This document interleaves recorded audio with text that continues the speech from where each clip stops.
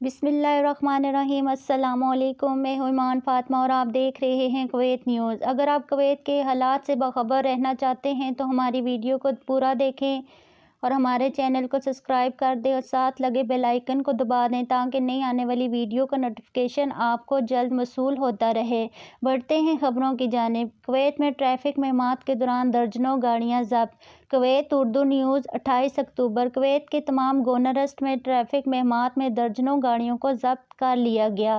روزنامہ الجزیرہ کی رپورٹ کے مطابق جنرل ٹریفک ڈپارٹمنٹ (GTD) نے ملک کے تمام گورنریٹ میں گاڑیوں کی حفاظت اور پائیداری کو یقینی بنانے کے لیے ٹریفک مہمات کا اہتمام کیا۔ روزنامہ نے مزید کہا ہے کہ مہمات بیک وقت ٹیکنیکل ٹیسٹنگ ڈپارٹمنٹ کی نگرانی میں چلائی گئی۔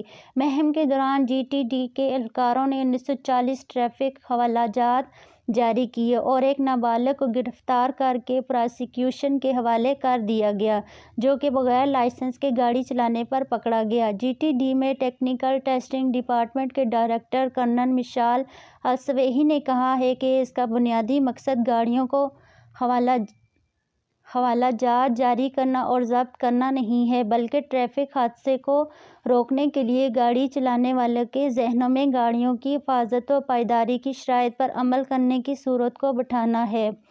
انہوں نے نشاندہی کی ہے کہ ٹیکنیکی معائنہ کرنے والے انجینئر نے حفاظتی مہموں کے دوران بڑی تعداد میں گاڑیوں کو ضبط کیا، جو ان کے انشورنس دستاویزات کی تجدید کے بغیر گاڑیاں چلا رہے تھے، جس کا مطلب یہ ہے کہ انہوں نے طویل عرصے سے اپنی گاڑیوں کی ٹیکنیکی جانچ نہیں کرائی ہے۔